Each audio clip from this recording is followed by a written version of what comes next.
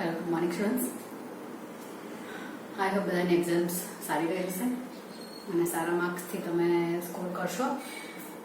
અને હવે આપણે તમારી એક્ઝામ પૂરી થયા પછી નવા સિલેબસથી શરૂઆત કરીએ છીએ કે જેથી આપણે ત્યાંથી અટકાવવું હતું ત્યાંથી હવે શરૂઆત કરવાના, એટલે કે નવા ચેપ્ટર્સની શરૂઆત થવાની આપણી હવે. તેમાં તમારું ચેપ્ટર 6 કન્ટિન્યુમાં છે, બટ તેમાં મારે જેટલા પોઈન્ટ્સ ચલાવવાના હતા, કારણ કે M2 અને M5 બે જણા ચલાવે છે, તો મારે 6.1 6.2 વાળું કમ્પ્લીટ કરવાનું હતું, જે આપણે એક્ઝામને આગળ જ કવર કરી નાખ્યું હતું. જો કે એમાંથી 6.1 નીકળી ગયું. ઓકે, 6.2 વધતું ઘટતું વિધેય આપણે કમ્પ્લીટ કરી નાખ્યું. એના અમુક MCQ જે પૂછી શકાય તેવા હોય તેની હું તમને PDF વિથ સોલ્યુશન મોકલાવીશ, આની જોડે મોકલાવી દઈશ. એટલે આઈ ડોન્ટ થિંક કે તમને વધારે જરૂર પડે, પણ તે છતાં પણ તમને MCQ મોકલું, તેમાં કંઈક પ્રોબ્લેમેટિક કેસ લાગે તો તમે મને વોટ્સએપ પર મેસેજ કરી દેજો, એટલે આપણે એને રિવાઇઝ કરી નાખીએ પાછા. એટલે 6.2 અત્યારે હું કન્ક્લુડ કરું છું અહીંયા. ઓકે, અને હવે બાકીનું જે ચેપ્ટર બાકી રહે છે તે તમને M5 સર કમ્પ્લીટ કરશે.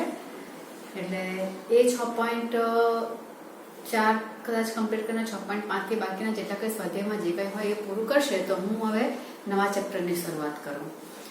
હવે નવા ચેપ્ટરની શરૂઆત કરું તેના માટે તમારે જૂનું ચેપ્ટરને યાદ કરવું બહુ જરૂરી છે. એના બધા સૂત્રો યાદ કરવા બહુ જરૂરી છે. અને થોડી ચર્ચા કરીને તમને ખ્યાલ આવશે કે હવે શું શરૂઆત થવાની છે. ઓકે, તો શરૂઆત આપણે એ રીતે કરીએ કે આપણે વિકલન ચેપ્ટર ભણ્યા.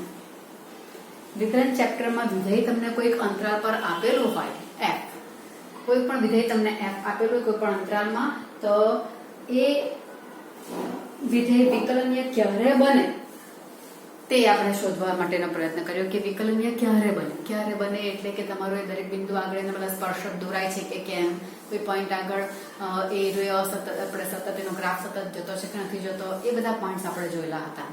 કે વિધેય સતત હોય તો તમારું વિકલનીયમાં તમારી કન્ડિશન શું બનશે, કયા દરેક પોઈન્ટ આગળ આપણે એનું વિકલન શોધી શકીએ છીએ કે કેમ, એ બધા પોઈન્ટ્સ આપણે જોયેલા હતા. કે સતત હોય તો વિકલનીય હોય જ કે કેમ, વિકલનીય હોય તો સતત કમ્પલસરી હોય, એટલે વિકલનીય હોવા માટે સતત હોવું જરૂરી છે.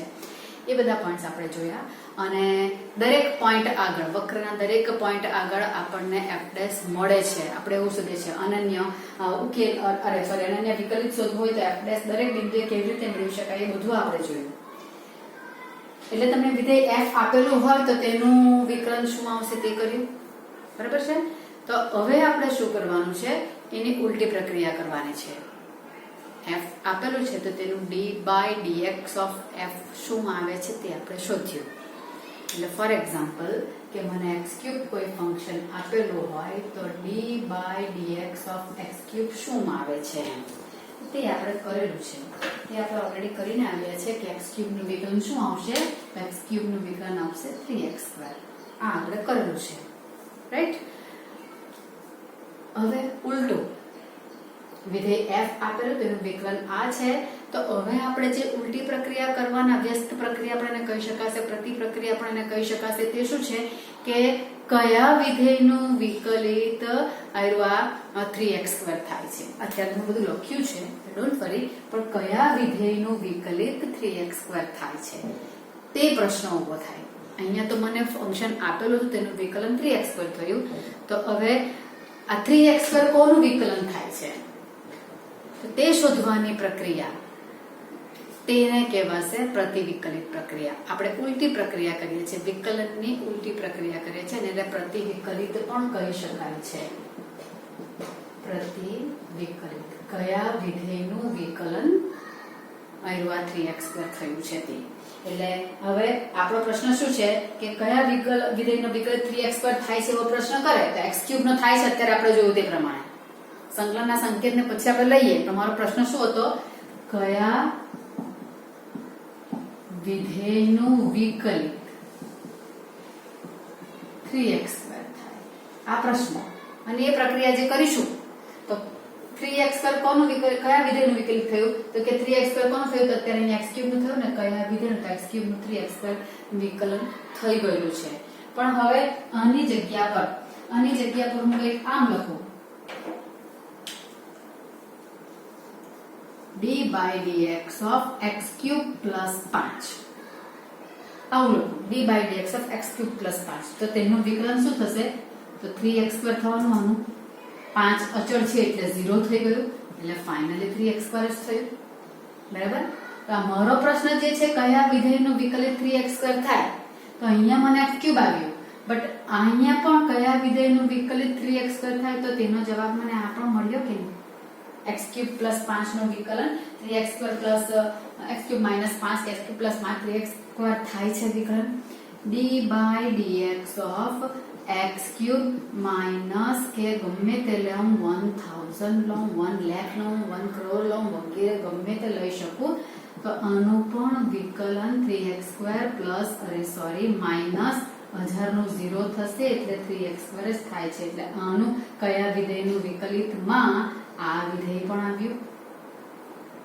રાઈટ થાય છે એટલે પ્રશ્ન શું થયો તમને કે મારો x ક્યુબ નું વિકલન 3x સ્ક્વેર થાય એ શોધવામાં આપણે કયા ચેપ્ટરમાં વિકલનમાં શીખી ગયા પ્રશ્ન ઉલટો કર્યો કે કયા વિધેયનું વિકલિત 3x સ્ક્વેર થવાનું તે પ્રક્રિયા જે કરવાના તેને પ્રતિવિકલિત કહેવાશે પણ આપણે એ વ્યાપક રીતે આ બધું કરવા ગયા પ્રતિવિકલિત શોધવા ગયા તો મને ઘણા બધા જવાબ મળ્યા ઘણા બધા જવાબમાં હવે તમે જાતે પણ વિચારી શકો એવું છે મેં ક્યાં ચેન્જીસ કર્યા છે અહીંયા મેં કોઈ અચળ રાખ્યો જ નથી અહીંયા અચળ રાખ્યો 5 અહીંયા અચળ રાખ્યો -1000 ઇન શોર્ટ અચળમાં ફેરફાર કરું છું એટલે કે d by dx of x cube કોઈ પણ અચળ કોન્સ્ટન્ટ c કોઈ પણ અચળ મેં કોન્સ્ટન્ટ c લઉં છું તો આનું વિકલન 3x સ્ક્વેર ને c કોઈક અચળ છે એટલે એનો આન્સર 0 જ આવશે વિકલનમાં એટલે 3x સ્ક્વેર થશે એટલે આ થયું વ્યાપકમાં બરાબર એટલે આ જેમ જેમ બદલાયા કરે છે તેમ તેમ મને નવા જવાબ મળ્યા કરે છે કયું વિધેય જે પૂછ્યું છે ને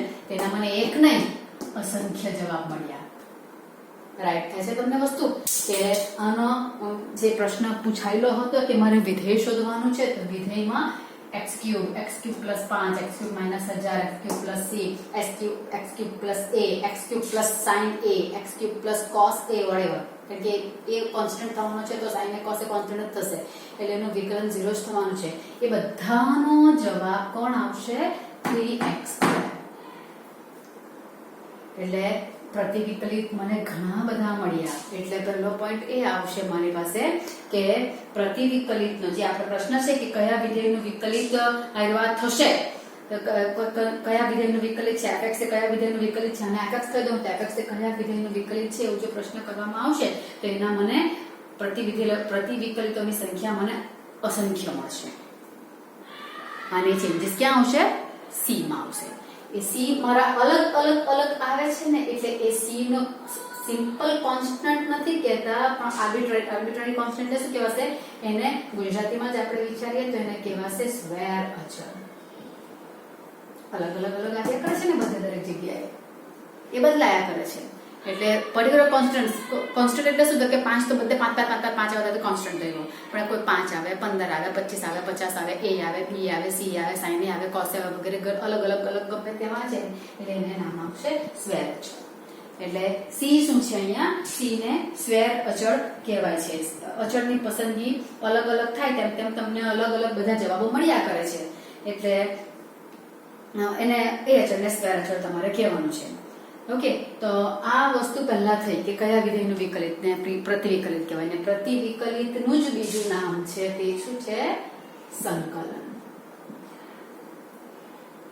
ખ્યાલ આવશે એટલે અહીંયા શું થયું x ક્યુબ નું વિકલન 3x સ્ક્વેર થયું હવે આ પ્રતિવિકલિતની પ્રક્રિયા બધાનો જવાબ તો મને કયા વિધેયનું વિકલન બધામાં x ક્યુબ તો આપે છે ને એટલે x ક્યુબ શું કહેવાશે x ક્યુબ જે છે તે 3x સ્ક્વેર નું શું છે પ્રતિવિકલિત છે પૂર્વક પણ નામ આ શબ્દ તમને છે ને તે અંદર આવશે બુકમાં દેખાશે તો તમને નવો ન લાગે એટલા માટે હું પૂર્વક લખું છું પૂર્વક એટલે પ્રતિવિકલિત જ છે ઓકે પૂર્વક મીન્સ પ્રતિવિકલિત ઓકે એટલે શબ્દ તમે કદાચ બુકમાં વાંચો તો નવો ન લાગે એના માટે એટલે એને ઇંગ્લિશમાં પ્રિમિટિવ કહેવાય છે અને પ્રતિવિકલિતને એન્ટી ડેરિવેટિવ કહેવાય છે અને એને આપણે સંકલનના સ્વરૂપમાં બોલીશું તો તમારા સંકલન બે પ્રકારના આવશે, ડેફિનેટ અને ઇનડેફિનેટ. આ ઇનડેફિનેટ એટલે અનિયત સંકલન અને નિયત સંકલન બે આવશે. અત્યારે આપણે અભ્યાસ કરવાના છે તે અનિયત સંકલન. અનિયત ને નિયત નામ આવે તેના ઉપર તમને થોડોક અંદાજ આવી જાય કે અનિયત એટલે આખામાં પ્રસરાયેલો હોય, ફેલાયેલો હોય, તે અનંત તલકમાં અનંત ઉકેલ. આપણે જે છે આપણે અનિયતમાં જ કામ કરીએ છીએ, બટ તમને અમુક બાઉન્ડ્રી આપી દે કે આટલાથી આટલામાં જ શોધો. અંતરાલ આપી દે કે 2 થી 5 ની વચ્ચે, એવા કોઈક અંતરાલ આપી દે તો અંતરાલની વચ્ચે જ જો શોધવાનું આવશે એટલે એની બાઉન્ડ્રી આપી દે તો તે અનિયત સંકલનમાંથી કન્વર્ટ થઈ જશે નિયત સંકલનમાં. બરાબર. નિયત સંકલન તમને પાછળથી આવશે એટલે એની ડિટેલમાં ચર્ચા આપણે ત્યારે કરીશું. અત્યારે આપણે અનિયત સંકલન ભણવાના છે. તેના જવાબ મારા x આખા r માં આવે એવું થશે. અહીંયા x સંકેત લીધેલો છે એ સંકલનનો ચલ કહેવાશે. બરાબર છે. તો અહીંયા મને શું થયું કે આ મેં જે બોલતી હતી ત્યાંથી પાછી શરૂઆત કરું કે x³ નું વિકલન 3x² થાય છે. ધેટ મીન્સ કે x³ એ શું છે તો કે 3x² એ x³ નો પૂર્વક છે એવું કહેવાશે. રાઈટ છે. એટલે આ જે છે તેને આનો પૂર્વક કહેવાશે. એટલે તમારી પાસે જે સ્ટેટમેન્ટ તમને બીજા બધા મેં ઉદાહરણ આપો એટલે તમને વધારે ખ્યાલ આવશે. તે રીતે આપણે વિચારીએ તો પહેલો સંકલનનો ઉપયોગ શું આવ્યો? તો સંકલનનો ઉપયોગ શું આવવાનો? પહેલો તો કે કયા વિધેયનું, કોઈ વિધેય આપણને જાણતા હોઈએ તો કયા વિધેય નું વિકલિત એ થાય છે, તો કયા વિધેય fx મને કઈ આપ્યું તો કયા વિધેયનું એ વિકલિત છે તે શોધવાની પ્રક્રિયામાં એનો ઉપયોગ થાય છે. તો એ પ્રક્રિયા જે કરીએ છીએ તેને વ્યસ્ત પ્રક્રિયા પણ કહેવાય છે, એને સંકલન પણ કહેવાય છે, પ્રતિવિકલિતની પ્રક્રિયા પણ કહેવાય છે. આ બધાના અલગ અલગ નામ છે. તો sin x ને ચાલી ગયું અત્યારે sin x બોલ્યા કરતી તો x³ નું વિકલન 3x² એટલે વિકલનની કોનું વિકલન 3x² તો કે x³ નું અહીંયા જે પ્રશ્ન આવવાનો તે આવશે કે અહીંયા x³ એ શું થશે 3x² નો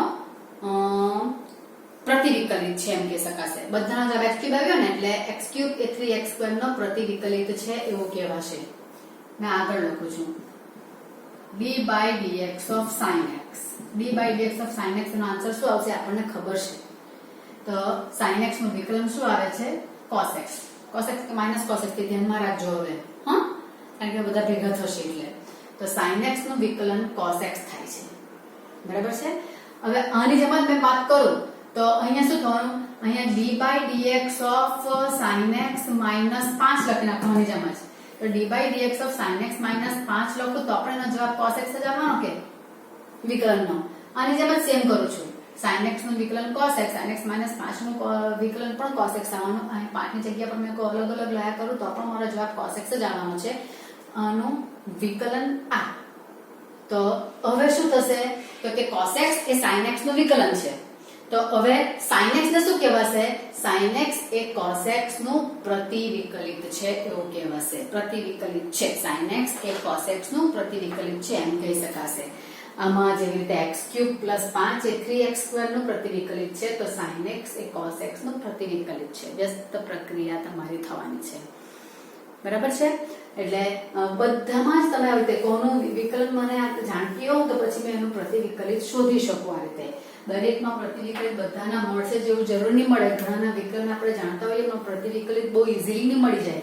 તમારી પાસે અહીંયા જેટલા સૂત્રો છે તેના આધારે મને ફટાફટ એના મળી જશે, પણ નોટ નેસેસરી કે દરેક ફંક્શનના મને પ્રતિવિકલિત સંકલિતો બહુ સરળતાથી મળી જાય એવું હોતું નથી. એટલે અમુક શરતો આપણે એના પર લાદી દઈએ તો આપણે કદાચ મેળવી શકીએ. બરાબર છે. એટલે પ્રતિવિકલિત બધાના બહુ ઇઝીલી મળશે એવું નહીં. હા, તમારે એમસીક્યુ સોલ્વ કરવું હોય તેમાં તમારો વિચાર આવી જાય કે તમને ઓપ્શન્સ આપેલા હોય તો ઓપ્શન્સમાં તમારું કયા વિધેયનું વિકલન પેલું થાય છે. જે ક્વેશ્ચન પૂછેલો તે અહીંયા એવું થયું ને તો sin x કહેવાશે, cos x નો પ્રતિવિકલિત કહેવાશે. અને હવે આપણે પ્રતિવિકલિતના સંકેત નિર્ભુલ સાથે લેતા જઈએ. જાણતા જ છો તમે, પણ આપણે પાછું અહીંયા લેવાનું છે કે પ્રતિવિકલિત સંકલન માટેના સંકેત શું છે. તો કોઈ વિધેય f આપ્યું હોય તો f નો ચલ x, f નું x ને સાપેક્ષ સંકલન, આપણે f નું x ને સાપેક્ષ વિકલન એવું કરેલું હતું તો તેના માટે d/dx કરતા હતા વિકલન માટે.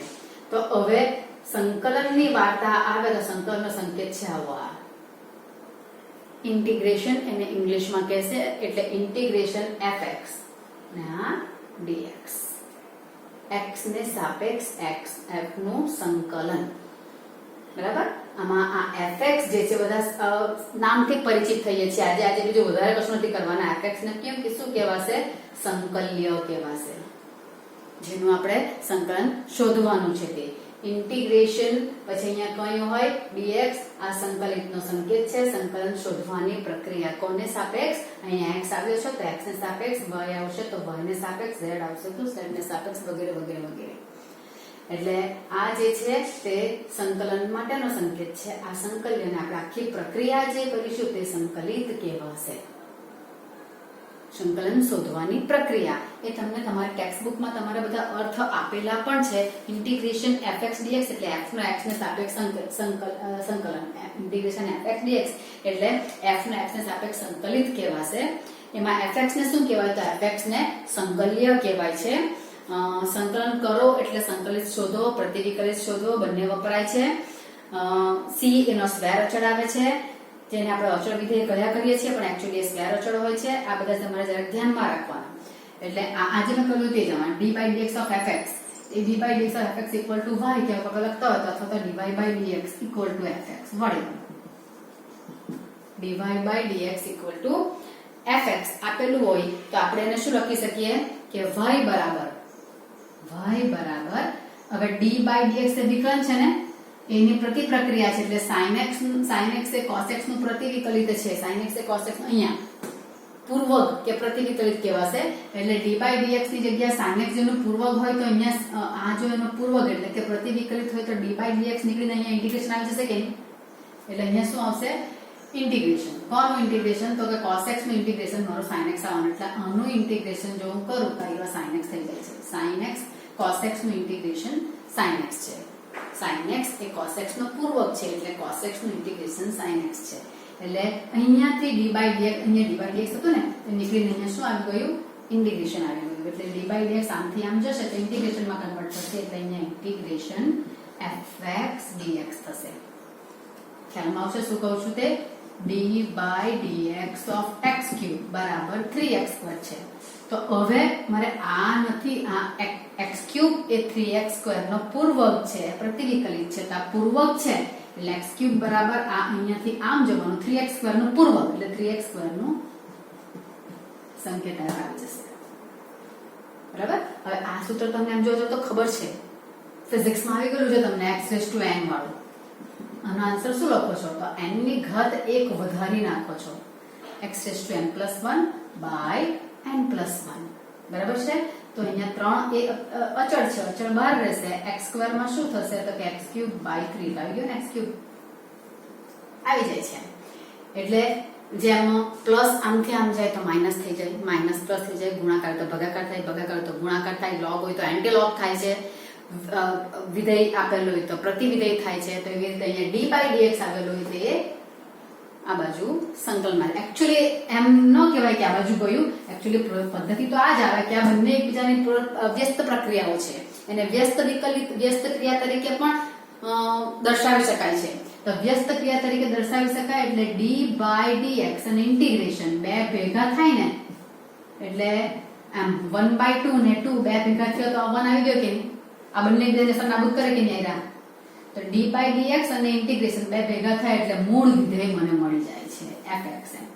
ઉલટું પણ કરાય છે, d/dx ને અહીંયા ઇન્ટિગ્રેશન fx dx હોય તો આપણને આન્સર શું આવશે? fx. આ બે ભેગા થાય એટલે એકબીજાની અસરને નાબૂદ કરે છે અને મૂળ વિધેય મને મળી જાય છે. એટલે મારે જો અહીંયા મેં પહેલા કહેતી હતી કે અહીંયા d/dx છે અને મારે ઇન્ટિગ્રેશન જોઈતું હોય કે sin x નું કોણ આવે છે તો મને આ જાણતી છું. તો હવે મારે ઇન્ટિગ્રેશન શોધવું છે તો બંને બાજુ ઇન્ટિગ્રેશન લઈ લો. તો આ બે એકબીજાને અસર નાબૂદ કરશે એટલે અહીંયા શું આવશે? sin x ને આ શું આવશે? cos x dx. જે હું ક્યારની બોલતી હતી ને, જે બોલવામાં તકલીફ પણ પડશે કે કોણ કોનું પ્રતિવિકલિત બોલવાનું તે. તો આ મારું ઇઝી થઈ જાય કે sin x એ cos x નું પ્રતિવિકલિત છે. અહીંયા d/dx માં લખેલું હતું તે sin x એ cos x નું પ્રતિવિકલિત છે, x³ એ 3x² નું પ્રતિવિકલિત છે. આવું તમારું બોલાશે. એટલે સૂત્ર કરવું હોય તો આ રીતે આરામથી થઈ જાય છે. આપણે જે વિકલનના સૂત્રો જાણીએ છીએ તેમાં મારે સંકલન શોધવાનું છે. બોથ સાઈડ સંકલન લઈ લો અને આ નિયમ પ્રમાણે બંને એકબીજાની અસરને નાબૂદ કરે એટલે આ જતા રહેશે અને આટલું રહેશે. આગળ કરી દઈએ તો પણ ખ્યાલ આવશે તમને, કારણ કે આજે તો મારે ખાલી સૂત્ર જ તમને કહેવાના છે. થાય તેટલા કરીશું, બાકી તમને ટોપિકમાંથી પણ ખ્યાલ આવી જશે. આપણે જાણીએ છીએ બીજું d/dx of cos x. cos x નું વિકલન કોણ છે? -sin x. આ માઇનસ વાળામાં હવે તકલીફ પડશે. તો હવે મારે આનું ડિફરન્શિએશન નહીં, ઇન્ટિગ્રેશન જોઈતું છે. એટલે હું શું કરીશ? બંને બાજુ ઇન્ટિગ્રેશન લઈ લઉં. બંને બાજુ આ પછી લખું. ચાલ કઈ નહીં. તો આ બે તો બંને ઇન્ટિગ્રેશન અને ડિફરન્શિએશન ભેગા થયા એટલે આ cos x લખાવવાનો ને આ માઇનસ મારું બહાર આવશે. એ જે તમારા પેલામાં નિયમ છે ને d/dx of 3x² મારે જો કરું તો 3 બહાર રહેશે, ખાલી x² નું જ વિકલન થાય. તે બધા નિયમ અહીંયા પણ આવે છે. એ બધાના ગુણધર્મો બધા સીધા એટલે અચળ મારો બહાર આવી જશે ને અહીંયા આવશે sin x dx. x ની સાપેક્ષ સંકલન અહીંયા મેં dx લખ્યું, અહીંયા x ની સાપેક્ષ હતું જ. તો હવે મારી પાસે પરિણામ શું આવવાનું કે sin x નું ઇન્ટિગ્રેશન મને જોઈએ છે. તો sin x નું ઇન્ટિગ્રેશન કોણ આવશે? -cos x. હવે ધ્યાન રાખવા પડે તમારે બરાબર. sin x નું ઇન્ટિગ્રેશન -cos x. અહીંયા cos x નું ઇન્ટિગ્રેશન જો મારે કરવું હોય તો cos x નું ઇન્ટિગ્રેશન sin x કરેલું છે. અહીંયા cos x નું sin x બરાબર છે. sin x નું ઇન્ટિગ્રેશન -cos x. ઓકે. બીજું કંઈક શોધવું હોય ધારો કે તો કે tan x નું વિકલન શું છે? tan x નું વિકલન sec વર્ગ x છે, રાઈટ ને? તો હવે શું થશે? બંને બાજુ ઇન્ટિગ્રેશન લઉં તો sec વર્ગ x નું ઇન્ટિગ્રેશન કોણ આવશે? tan x. થાય છે વસ્તુમાં, કારણ કે અહીંયા d/dx હતું, અહીંયા પણ ઇન્ટિગ્રેશન આવશે. તો આ બે જશે એટલે tan x ઇન્ટિગ્રેશન sec વર્ગ x dx. એટલે આમાં હવે આમથી તેમ ટ્રાન્સફર થવાની શક્યતા બહુ બધી. વિકલન સંકલન હવે સૂત્ર ભેગા થઈ જશે. આ બધામાં અમે કર્યું તેમ કે પ્રતિવિકલિત તમારા અસંખ્ય મળતા હોય છે. કોના આધારે? તો પ્લસ વ્યાર અચળ આવ્યા કરે તેને આધારે. તો અહીંયા મેં ખાલી sin x લખ્યું. cos x નું ઇન્ટિગ્રેશન sin x રાઈટ જ છે, પણ sin x ની સાથે c લખું તો પણ આવી જાય ને. અહીંયા sin x મેં -5 લખેલા હતા, sin x +5 લખેલા હતા, sin x -1000 લખેલા હતા. બધાનો જવાબ મારો cos x આવેલો કે નહીં? તો આ c મારો બધામાં આવે કે નહીં? એટલે સંકલનમાં શું આવશે કે બધામાં જ મારે c ને અંદર એડ કરવો પડશે. કે sec વર્ગ x નું ઇન્ટિગ્રેશન tan x ને c હોય તો c પણ આવશે. બધામાં જ આવે આ થશે એમ. એટલે બધે તમારું ઇન્ટિગ્રેશન જ્યારે લખો ત્યારે +c લખવાનો રહે તમારા સૂત્રમાં. તો તમારા જે અહીંયા બધા સૂત્રો અહીંયા આપેલા છે તે બધા તમે જેટલા વિકલનમાં જેટલા પણ સૂત્ર લીધા એ બધા જ સૂત્રમાં તમને અહીંયા એના સંકલન મળી જવાના છે. બંને બાજુ તમે ઇન્ટિગ્રેશન કરતો. પ્રતિવિકલિતના પણ આપણે લીધેલા છે અમુક, તો પ્રતિવિકલિતમાં પણ આવી જશે. ઇન શોર્ટ વિકલનના દરેક સૂત્ર અહીંયા આવશે. તે ઉપરાંત બીજા નવા આવશે. એટલે તે બધા જ સૂત્રો આપણે અહીંયા સંકલનમાં લેવાના છે. ઓકે. તો જરાક આપણે એક વસ્તુ કરી નાખીએ. અહીંયા જે કરેલા હતા તેના પહેલા મેં d/dx લખી નાખું. તો d/dx of sin x કોણ આવવાનું છે? તો કે cos x આવવાનું છે. તો આ સંકલિત માટેના સૂત્ર લખું તો સંકલિતમાં ઉલટું થઈ જશે ને. બંને બાજુ ઇન્ટિગ્રેશન લઈશ એટલે ઇન્ટિગ્રેશન cos x dx એટલે શું થશે? sin x થશે. પછી d/dx of cos x છે તે કોણ છે? -sin x છે. તો sin x નું ઇન્ટિગ્રેશન શું થશે? -cos x. આ માઈનસ અહીંયા આવશે અથવા અહીંયા માઈનસ લખી નાખે પહેલેથી, એટલે જવાબ પોઝિટિવ જ આવે. આપણે મૂળ સૂત્ર જે જાણતા છે તે પ્રમાણે કર્યું. d/dx of tan x એ કોણ છે?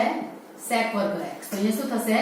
sec વર્ગ x નું ઇન્ટિગ્રેશન આવશે tan x. બધે પ્લસ c તો ખરા જ, એ તો આવશે જ, +c તો બરાબર છે. હવે કયું તો કે d/dx of tan x આવ્યું. હવે આપણે શું લઈએ? cot x. એનું કયું? -cos x વર્ગ x છે કે cot x નું -cos x વર્ગ x. તો અહીંયા માઈનસ જે છે તમારે આમથી આમ ટ્રાન્સફર કરવું પડશે. તો એ શું થશે? ઇન્ટિગ્રેશન cos x વર્ગ x dx = -cot x. આ માઈનસ અહીંયા આવશે. બંને બાજુ હું ઇન્ટિગ્રેશન લઉં છું. આ પ્રક્રિયા કરવી છે હું આમ એકમાં બતાવી દીધી. તો આ બે જણા ગયા ના અહીંયા જવાબ આવી ગયો. થયું d by dx of sin cos tan sec. એકલા sec નું તો નથી ને આપણી પાસે વિકલન, એકલા sec નું ને એકલા cos sec નું નથી. તો અરે સોરી મોટું બોલાઈ જાય રે. d by dx of sec x આવશે. ઇન્ટિગ્રેશન માં તમારો પ્રોબ્લેમ આવ્યો આવશે sec x into tan x. તો હવે મેં બંને બાજુ ઇન્ટિગ્રેશન લઈશ એટલે મને sec x into tan x dx નું ઇન્ટિગ્રેશન મળશે sec x plus c મળશે. બરાબર? જે 6 જાણીએ તે cosec x એ કોણ છે minus cosec into cot x. અહીંયા ઇન્ટિગ્રેશન કરીશ માઈનસ નડતા છે માઈનસ અહીંયા આવશે એટલે cosec x into cot x નું ઇન્ટિગ્રેશન આવશે minus cosec x plus c. આ 1 2 3 4 5 6 જે મેઈન આપણા ત્રિકોણમિતિના બેઝ છે તે લોકોના મને ઇન્ટિગ્રેશન મળ્યા. તમે જુઓ તો sin x નું મળે છે, cos x નું મળે છે, બાકીના કોઈના એકલા નથી મળતું. આ બેનું એકલાનું મળે છે. tan cot sec cosec ના વિકલન મળે છે. તે પરથી મારથી ઉલટું બોલાઈ જતો તો તે આવી વસ્તુ. tan cot sec cosec ના મને મળે છે બધાના એકલાના. અહીંયા ખાલી cos અને sin નું જ મળે છે. એકલા tan નું અત્યારે નથી, આવશે ખરું. એકલા tan નું નથી, એકલા cot નું નથી, એકલા sec નું પણ નથી, એકલા cosec નું પણ નથી. આપણે જેટલા વિકલનના સૂત્રો જાણીએ છીએ ને તેમાંથી આમાં નથી આવવાના. પાછળથી પાછા બીજા નિયમો આવશે તેના આધારે મળશે ખરા. બટ આમાંથી આમાં આપણે જે મેળવીએ છીએ બંને બાજુ ઇન્ટિગ્રેશન લઈને તો તેમાં મારી પાસે આવી રીતે જ આવવાના છે. હવે બીજું શું તો કે ચાલી પણ થઈ જાય d by dx of x raised to n. આનો જવાબ શું આવે છે n x raised to n minus 1. હવે આમાં થોડું કામ મારે કરવું પડે. d by dx of x raised to n નું n x raised to n minus 1 આવે છે. તો અહીંયા મને શું થશે આનું integration x raised to n minus 1 નું x raised to n minus 1 નું આ 1 by n નીચે જશે ને 1 by n x raised to n plus c. એટલે આવી રીતે મારે આવશે. અહીંયા મેં ઇન્ટિગ્રેશન કરીશ એટલે n મારા નીચે આવશે. એટલે અહીંયા x raised to n minus 1 હોય તો n થતા છે. તો અહીંયા x raised to n હોય તો n plus 1 by n plus 1 થશે ને. એટલે એ રીતે મેં અહીંયા વિચાર્યું છે. એટલે અહીંયા જો મારી પાસે n plus 1 હતો તો અહીંયા n plus 1 x raised to n એવું આવતે. અહીંયા જો મેં x raised to n plus 1 કરી નાખતા એકવાર મૂળ તો અહીંયા શું આવશે n plus 1 x raised to n એક ઓછો. તો હવે જો હું કરું તો x raised to n ને અહીંયા શું આવશે x raised to n plus 1 ને આ n plus 1 મારો સહગુણક જે અહીંયા છેદમાં આવી જાય. તમે ફિઝિક્સમાં જે ઉપયોગમાં લેવો છો તે સૂત્ર x raised to n નું જાણીએ છીએ તેને આધારે જ મેં કર્યું તો છે હા ને. બરાબર છે. તો આ x raised to n વાળું પણ આપણે કરી નાખ્યું. આટલા થયા. ઇન્વર્સ વાળા પણ આપણે આરામથી કરી શકીએ એવું છે. ઇન્વર્સ વાળામાં શું થશે તો કે d by dx of sin inverse x. આનું શું છે 1/√1 minus x square. તો હવે બંને બાજુ ઇન્ટિગ્રેશન કરીશ તો ઉલટું 1/√1 minus x square dx નું શું આવશે sin inverse x plus c આવશે. હવે એમાં પાછો એ પણ દાખલ થઈ શકે એવું આવે છે હા cot inverse x નું. તો cot inverse x માં તો મારે ખાલી અહીંયા જે કરવા પડશે તે માઈનસ આવશે. એટલું જ થશે કે cos inverse x તો -1/√1 minus x square. એટલે અહીંયા આવશે 1/√1 minus x square માં minus cosec inverse x. એટલે આના ઉપર મેં અહીંયા બનાવું છું તમને ખ્યાલ આવે કે બે કેવી રીતે લખાય છે. minus cosec inverse x plus c થશે ને. આ માઈનસ અહીંયા આવશે એટલે sin inverse x plus c ને minus cos inverse x plus c બંનેનું તમારું કોમન આવી જવાનું કે નહીં એકવાર માઈનસમાં. તો એ રીતે tan ને નાનું પણ થશે કે આનો આન્સર તમારો આવા આવે છે tan inverse x નું 1/1 plus x square આવે છે. તો 1/1 plus x square નું ઇન્ટિગ્રેશન આવશે tan inverse x. આ તમારો જવાબ આવશે tan inverse x plus c 1/1 plus x square નું અથવા તો minus cot inverse x આ રીતે d by dx of tan inverse x. તેનો આન્સર કોણ છે 1/1 plus x square. એટલે આનું ઇન્ટિગ્રેશન કોણ આવશે તો કે tan inverse x. અને cot inverse નું માઈનસ આવે કે નહીં એટલે માઇનસ કોટ ઇનવર્સ એક્સ માટે પણ એવું આ જ આવશે સૂત્ર. બંનેમાં આપણે સરખું લેવું ને એટલે આ પણ લખાય ને આ પણ લખાય, બંને લખાય.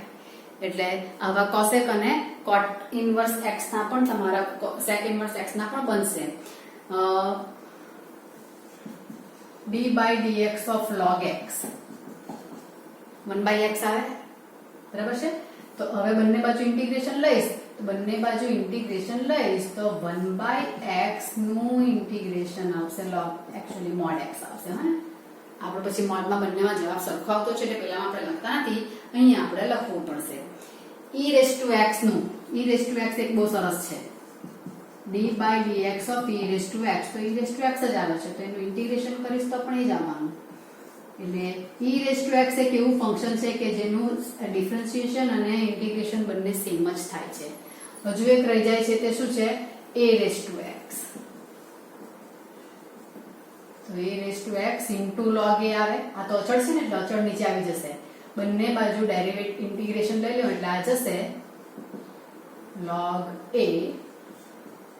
a⁻x dx. આ અચળ નીચે આવશે એટલે ઇન્ટિગ્રેશન a⁻x dx શું આવશે, a⁻x આ નીચે આવશે log a પ્લસ c તો બધે ખરા જ, plus c a⁻x upon log a. એટલે કયામાં છેદમાં લેવાનું કયામાં અંશમાં લેવાનું તે જ તમને તકલીફ પડશે. આ બધા વિકલિતો છે, સૂત્રો છે. ખાલી આટલામાં જ આપણે કર્યું છે કે કોનું વિકલન કેવી રીતે કરવાનું, વિકલિત કયા વિધેયનું વિકલિત છે તે શોધવાની પ્રક્રિયામાં બંને બાજુ માનીને કર્યું છે. સૂત્ર હું તમને આપી દઈશ અને તે તમારે રિવાઇઝ કરવાના છે તો જ આપણાથી આગળ જવાશે. સૂત્ર આવડશે તો ચેપ્ટર એકદમ ઈઝી રહેશે, અધરવાઇઝ તકલીફ પડશે. એટલે કાળજીપૂર્વક સૂત્ર આજથી જ તમને જ્યારે વિડીયો મળે એટલે મોઢે કરી નાખવાના રહેશે. ઓકે, ચલો સૂત્ર પ્રિપેર કરી નાખવાનું.